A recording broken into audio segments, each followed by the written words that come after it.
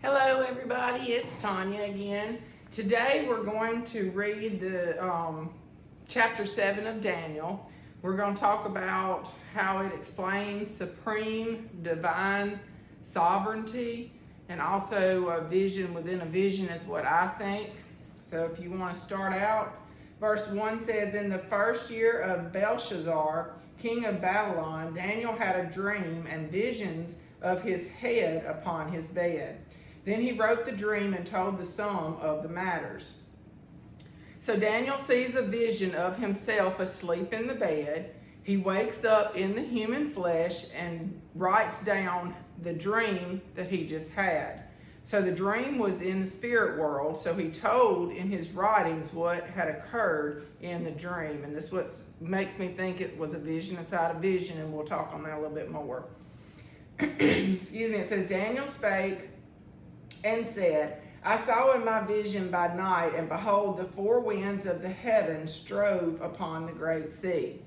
So Daniel is telling the story. Dream is his writings. We are currently reading Daniel's writings, and his dream began with Daniel himself seeing four winds from the heavens and came upon the great sea. The great sea in this passage means the sea of many people. So this message from Daniel is for everyone to listen to and to show what he saw of the many people. Verse 3 says, "And four great beasts came up from the sea, diverse one from another," and we all know diverse means different. Four beasts came from the sea. The sea is people. And so four kingdoms will come from, these people. And Mama Sarah's reference Bible, she helped me with this morning. I appreciate Mama doing that.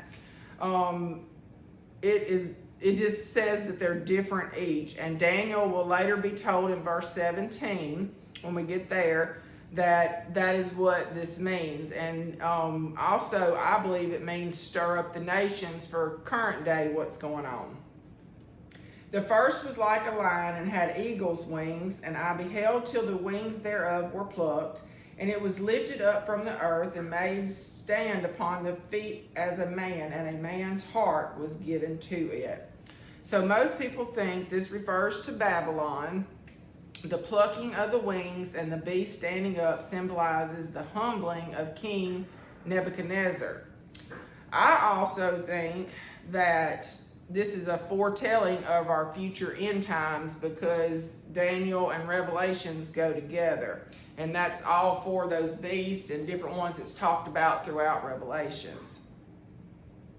Verse 5 says, "And behold, another beast, a second like to a bear, and it raised up itself on one side, and it had three ribs in the mouth of it between the teeth of it. And they said thus unto it, Arise, devour much flesh." And it could represent the Persian Empire. In their time, they had brute force, but and their three conquests was Babylon, Egypt, and Lydia. And so they had those three ribs in the mouth. And so it also can mean what is to come in those beasts in Revelations.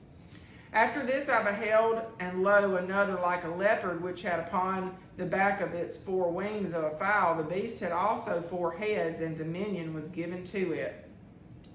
So they think that this is Greece under Alexander the Great. It was his conquest, and the four heads represents the four nations that separated following his sudden death. And dominion is the beast system to come. That's what I think. And then 7 says, "After this I saw in the night visions, and behold, a fourth beast, dreadful and terrible and strong exceedingly, and it had great iron teeth. It devoured and brake in pieces and stamped the residue with the feet of it, and it was diverse from all the beasts that were before it, and it had 10 horns." And y'all, anytime I see 10 horns, it equals the devil. So the Roman Empire, equals the devil. That's how I see it. 10 horns.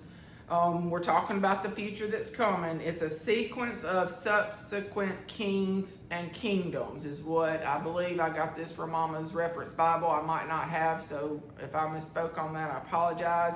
But each horn means all these kings and things that have come, and then the three horns gets added to it. It's a lot to take in, but that's what it means. Number 8 says, I considered the horns, and behold, there came up among them another little horn, before whom there were 3 of the first horns plucked up by the roots. And behold, in this horn were eyes like the eyes of man, and a mouth speaking great things. So little horn means the dragon, which is Satan. Above those 3 horns, the first through the 3rd beast were plucked off, and that means they were finished, and that leaves this 4th beast, and he takes over. And this is also in the end times, the devil receives reign for his short period of time. Verse 9 says, I beheld till the thrones were cast down, and the ancients of days did sit, whose garment was white as snow, and the hair of his head like the pure wool. His throne was like the fiery flame, and his wheels as burning fire. And so Jesus Christ returns, and then the war begins, and this is the end times. This is where it sort of swaps into being in their current days into what is to become. And Daniel has a hard time understanding all this. Verse 10 says, a fiery stream issued and came forth from before him. Thousands and thousands ministered unto him, and 10,000 times 10,000 stood before him. The judgment was said, and the books were opened.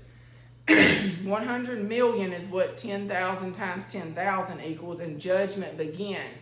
So that means 100 million people's going to stand before the great white throne, which is God's judgment. It says, I beheld then, because of the voice of the great words which the horn spake, I beheld even till the beast was slain, and his body destroyed, and given to the burning flame. So this is again end times. Daniel beheld means he watched the devil being slain. So a future killing of Satan, his body destroyed and thrown into the lake of fire. This is an end time prophecy given to him in this dream. Verse 12 says, as concerning the rest of the beasts, they had their dominion taken away, yet their lives were prolonged for a season and a time. I believe they're locked up somewhere. So the rest of the beasts, the first 3 of the dream, their dominion, their reign was taken away, but their lives was prolonged for a season and time. Verse 13 says, I saw in the night visions, and behold, one like the Son of Man came with the clouds of heaven, and came to the Ancient of Days, and they brought him near before him. So this is explaining the rapture. One like the Son is Jesus Christ. He comes with the clouds of heaven to reign, and this is foretelling of the rapture. Verse 14 says, and there was given him dominion and glory and kingdom, that all people, nations, and languages should serve him. His dominion is an everlasting dominion which shall not pass away, and his kingdom that which shall not be destroyed. So Jesus Christ is going to reign over God's kingdom, and he is going to be given dominion. Everlasting God takes control from Satan and turns it over to his Son, Jesus Christ, and who has the birthright to do so. Verse 15 says, I, Daniel, was grieved in my spirit in the midst of my body, and the visions of my head troubled me. So he was trying to understand, and he was bothered by all this information and was trying to just get a grasp on it. Verse 16 says, I came near unto one of them that stood by, and asked him the truth of all this. So he told me and made me know the interpretations of the things. And so he got some explanations because he asked for them. Verse 17 says, these great beasts, which are 4 kings which shall arise out of the earth. And this is those end time beasts. So 4 kings shall rise during the end times, but we all know they're all going to fall too. But the saints of the Most High shall take the kingdom and possess the kingdom forever, even forever and ever. So God wins. But the end is already spoken. So saints from the Most High, which God wins in the end, it's already written. We already know the outcome of what is to come because God wrote it, and what God writes comes true. Verse 19, then I would know the truth of the 4th beast, which was diverse from all the others, exceeding dreadful, whose teeth were of iron and his nails of brass, which devoured, brake in pieces, and stamped the residue with his feet. So verse 19 is explaining the Antichrist that is to come. Verse 20, And of the 10 horns that were in his head, and of the other which came up, and before whom 3 fell, even of that horn that had eyes and a mouth that spake very great things, whose look was more stout than his fellows. So explaining the Antichrist that is to come, and Daniel learned the truth of all this in verse 19. 21, I beheld, and the same horn made war with the saints and prevailed against them. So Satan torments us humans. He just prevails and prevails and will not give up on us humans. Until the Ancient of Days came and judgment was given to the saints of the Most High, and the time came that the saints possessed the kingdom. So, until the saints possess the kingdoms, that's the end times. So he's going to prevail and be after us until the end times. This is his short season. Thus he said, the fourth beast shall be the fourth kingdom upon earth, which shall be diverse from all kingdoms, and shall devour the whole earth, and shall tread it down and break it in pieces. And so verse 23 is the fourth kingdom is going to end up being God's kingdom of people, and we will devour, which means spread his word to the evil. And current day revivals, social media, believers are coming alive, and we are devouring the earth with our messages of hope. We're feeding the people. Verse 24, and the 10 horns out of this kingdom are 10 kings that shall arise, and another shall rise after them, and he shall be diverse from the first, and he shall subdue 3 kings. And so going back to that, those first 3 kings are going to fall, and the fourth one's going to come forward. That's going to be the Antichrist, and then us as the church are going to devour all of that. I know it's a lot to take in. It's been a lot for me too. And so the horns represent evil and corrupt kingdoms, which is all of our current day society. And one after another, history repeats itself until the Antichrist is revealed. And so I believe that is the current state that we are in. We're waiting on the Antichrist to be revealed to us.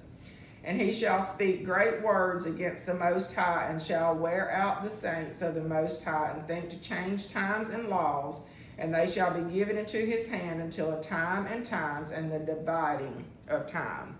So the Antichrist, who is the devil, will blaspheme the name of God, the one unforgivable sin. God will overthrow the devil in his court of law, and this is all going to happen from the throne room. Verse 26 says, but the judgment shall sit, and they shall take away his dominion to consume and to destroy it unto the end. And so the judgment shall sit. It is going to be a just execution by God. And the end times, the Antichrist, which is God's judgment. Verse 27 says, and the kingdom and dominion and the greatness of the kingdom under the whole heaven shall be given to the people of the saints of the Most High, whose kingdom is an everlasting kingdom, and all dominions shall serve and obey him. So we will serve and obey God, it is written. Verse 28, the last of the scripture says, hereunto is the end of the matter. As for me, Daniel, my cogitations much troubled me, and my countenance changed in me, but I kept the matter in my heart. So all of this troubled Daniel, and it says that it changed him as a man, but he kept it in his heart. So he remained righteous after telling the accounts of what he was told in those visions. And don't you know he had to be strong with faith to understand and maintain all of this knowledge, and blessed is he. And so the overarching message, so if you look at this as an overview of Daniel 7, is one of supreme divine sovereignty. It tells how Jesus Christ and God is going to reign in the end. And it's all because of their birthrights. And all of these worldly things or kingdoms are strictly temporary. So everything in this world is temporary, and we all are trying to get to that end game of the rapture and being with them. And so this chapter assures all of us what is to come, and that we, as I call it, Team God, will ultimately inherit an eternal life in God's unshakable kingdom. My personal note is I always tell everybody, do your own research, read the Bible, interpret it as you want to. This is what I get from it. I want to make sure that you do your own studying and you get what you want from it, but this is my note. I believe that Daniel had a vision within a vision. And this chapter explains what was occurring within his timeline and also a prophetic future timeline, which is our end times that are coming. Both timelines speak of the same thing, but they happen at different times. And I believe that all of the timelines throughout the Bible are converging now as we speak. All the nations are stirred up right now. God is waking everyone up. The ones that hear him, anyways, the ones that's got those eyes to see and ears to hear and want to gain that knowledge, he's waking them up. And the end is near, so please be on Team God. Choose him. I hope that this helps y'all understand a little bit of Daniel and how it works with Revelations. This was my first study on the book of Daniel, and I learned so much. Had to call Mama Sarah for help.